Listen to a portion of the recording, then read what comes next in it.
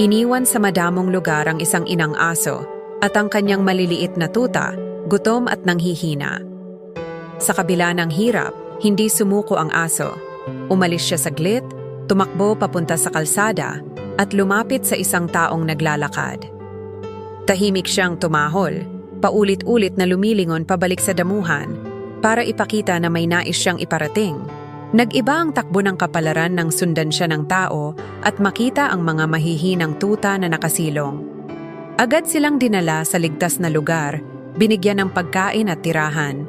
Ang ina, bagaman pagod at sugatan, ay tila ngumiti sa paraan ng kanyang pagtingin, parang nagsasabing, "Hindi lahat kayang humingi ng tulong, pero minsan, ang tapang para sa mga mahal natin ang nagliligtas."